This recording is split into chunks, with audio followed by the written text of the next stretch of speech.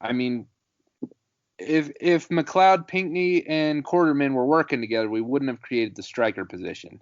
I mean, yeah, but we can't really talk heat on it because, I mean, our defense was great with McLeod there, and then it's been great. So McLeod is good. And I think we had someone on our podcast, I can't remember who, but they said that McLeod will be drafted higher than Quarterman and Pinckney, and I fully believe that. I actually talked to someone in Canes fan today that had firsthand knowledge that actually saw McLeod and he saw McLeod just the other day, and he said that he looks amazing. He does. And so I'm not trying to crap on McLeod or anything, but I'm just saying, is anyone else a little bit worried that our linchpin for the linebacking unit is a guy who got benched? Oh, you ass. But that's fair, now though, right? All these thoughts in my head. I'm not worried about McLeod. I'm worried about the other linebacker. Well, dude, but that's the thing, though, is that's what I'm scared of, is everyone's saying I'm not worried about McLeod. And it's like, dude, he couldn't get on the field last year. Well, it's because Shaq and Pinckney, man, they were good. Well, were they good? Because Pinckney's not going to get drafted, dude. Well, I mean, yeah, I mean, he was good. But I don't think he wasn't Dan Morgan. I don't think they're bad. I don't think they're bad, but what I'm saying is if they were considerably better than McLeod last year, whereas McLeod wasn't going to push them for time, doesn't that worry anyone? It doesn't worry me because, I mean, Shaq and Pinckney were better than him last year. That's why he didn't start over them. And then come game 4 or 5, he made a business decision to redshirt. I mean, it's not because that he wasn't good enough to play. When he was good, when he got his chance against Pitt last year when Quarterman was out or Pinckney was out, McLeod did wonderful. And so I'm not worried about McLeod at all. Cornerbacks, I'm a little bit more worried. But I'm not worried because Mike Rumpf is going to do what Mike Rumpf does, and that's develop cornerbacks. I know people like to hate on Mike Rumpf for his recruiting, but you're really going to argue against his production on field? Dude, Mike Rumpf is running out of bodies to develop. That's the problem with Mike Rumpf, is that, he had a whole bunch of players to work his magic on, but guess what? We're running out of guys to work his magic on because he can't recruit anyone. Didn't he land 3-4 stars this past class? I don't think so, man. He got Isaiah Dunson. He got Marcus Clark. Maybe those are the only two. I thought Clark was a 3-star. Clark got bumped up to a 4-star along with Keyshawn Smith. Okay. Yeah. Okay, well, I hope Clark is good, but what also worries me about Dunson and Christian Williams was that we got those guys very late in the process, and they were guys that we weren't really linked to, and then all of a sudden out of nowhere we get them, and both times I'm not an insider. I don't have a scoop on this, which we need to put that on a t-shirt, by the way, like Miami Hurricanes Insiders, right? Yeah. So I don't have a scoop, but on Twitter what I was reading is both guys kind of got they lost it, the musical chairs. You know what I mean? Everyone's signing early, and the spots filled up, and then Alabama was like, oh, Christian Williams, guess what? Your spot got taken on early signing day. So see you later, bud. And then Mike Rumpf drops in, and he's like, oh, shoot, I haven't recruited anyone this cycle yet. So let me just scoop up the sloppy seconds, Yeah, no, and I get that, but I mean they're both 4-star kids. I said Christian Williams was the most underrated player in last year's class, and I still do believe that. I think he is going to be a really good starter for Miami, next year or the year after. I mean, and people are. I mean, yeah, our numbers are short, but Ivy's good. Ivy's a solid cornerback. Blades Jr. I think is going to have a very, very good year. I think that Blades Jr. could be talked about leaving early to go to the NFL next year. Yeah, well, I hope so. I don't want any of these kids to disappoint so that I look like I'm smart, right? I would much rather be wrong about all this. And honestly, at the safety position, our best dude is a transfer who only played 4 games last year and is coming off a major injury, which is scary to me. I mean, we all know that Gervin Hall has, very huge potential. We haven't really seen it yet.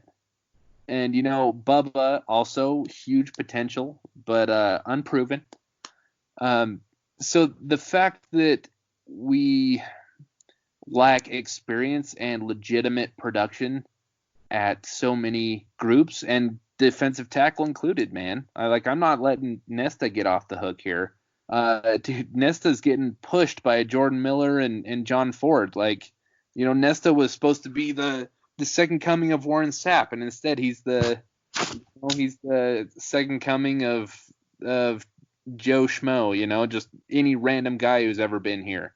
Yeah, but let's lay off Gerald Willis. I mean, yes, or not Gerald Willis, Nesta. I mean, because Nesta has to prove something. But let's not say that he's had 2 years that he's been complete trash. I mean, last year he was out half the year, and then when he came back, look at what he did to FSU's defensive line. I mean, when Nesta's been on the field, he's been absolutely dominant. I mean, you go back and watch the film, he's done that. And Bubba Bolden, he's unproven, but then again, when he was he cracked the Miami starting lineup after one game of being back for the Hurricanes. And so Gervin, people say Gervin Hall is unproven just because he's not running back interceptions like Sean Taylor and isn't an All-American. Gervin Hall, yeah, he had a few slip-ups early in the year, but towards the end of the season, they were a very solid, he was a very solid safety. I mean, we were a top 20 defense. And so cornerback, I do understand the concern. We're just going to have Christian Williams or Corey Couch really, really step up. Dude, I just think we got a whole lot worse in terms of talent on defense, and so that's where I'm coming from. I think the tempo is going to play into it. I think we just absolutely got. We just got our linebacking core got pillaged. I'm so. I mean, and that's to be expected when you go 6-7, and I mean you don't have these blue chip recruits to come after. And I don't think that we got worse talent wise. I just think that we've decreased experience wise. Yeah, and I mean honestly though, those are kind of that might be a better way to put what I'm trying to communicate here, is that we lack experience, and that's a big deal in college football. I mean, it's a huge jump from high school to college. So I mean, a lot of these guys that we're going to be leaning on, the last time they actually hit someone in pads, it was against high school kids. That's the beauty of college football. As long as we average 30 points a game, we will go 10-2. That's all I'm going to say. No, I agree with you. I agree. I do think I think it will be largely not a big deal dropping in defense. Because, like you said, I think we're going to average 30 points a game. I still think we're going to be good. I don't even think that this is going to be Blake Baker's fault. I just think that there's going to be a few factors that go into it that our defense kind of gets exposed. And if we're not putting pressure, I think we're really going to struggle in the run defense. Because I think our defensive ends are going to be able to put a lot of pressure, but I'm worried that the middle of our defensive line is going to be a little soft, and then I'm worried about our linebackers, man. So I think the middle of our defense could be a little soft this year. As long as Nesta stays healthy, I have faith in Jordan Miller and Gerald Ford. I think they're not Warren Sapp or Gerald Willis, but we're not asking them to do that. And Manny's defense has always been good against the run. And Rousseau comes off that edge a million miles an hour. And so if the running back even gets to the linebackers, then, we'll see what happens. Yeah. I don't know, man. You're definitely more optimistic on defense than I am, but, and maybe I should have more faith in Manny because he's proven, but, his scheme, I don't know. It's been a few years. I mean, at Texas, it kind of soured. So I'm hoping that he can keep it up. Yeah, well, I mean, his defense hasn't proven to be wrong the past 4 years. I mean, yeah, he had that stint in Texas where Taysom Hill ran for about 1,000 yards. I was at that game, but yeah. I mean, so far so good at Miami. Maybe it's just I think really he just needs the right offensive coordinator. I think he got it, and I think it'll take care of so many problems. Yeah, I do have to say, though, I think player for player, position for position in our starting lineup, I think this will be if we're doing NCAA ratings, I think this would be the lowest rated defense that he'll trot out there so far in his Miami career. I think across the board we were more talented. Especially when he got here, man, our secondary was loaded and our defensive line was not much worse than it is now. And it's kind of the opposite. Like our defensive line is probably a little, well, at least on the ends we're better. I don't know about our tackles. I'd say our tackles aren't as good as when he first got here. But, dude, our secondary looks nothing like that. I mean, we don't have Michael Jackson and Sheldrick Redwine and Jaquan Johnson and who is the other? Like Corn Elder, you know what I mean? Or Artie Burns. I can't remember which guy was part of Manny's defense. One of them left the year before Manny got here.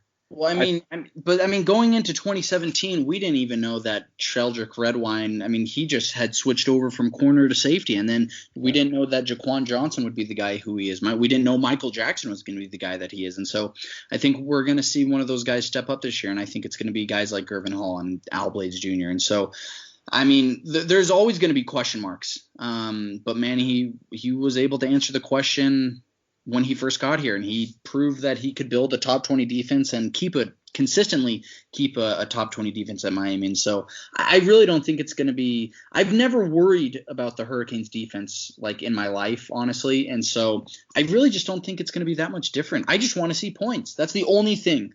I just want to see points. That's it. We're going to have points. I mean, it just – my head will explode if we don't score points. I just won't even know what to think. Like if I try to run through the motions and like do a simulation in my brain, I can't think of a scenario where we only average 21 points. I just don't see it. We have too much talent. We have the right scheme. We have the right quarterback.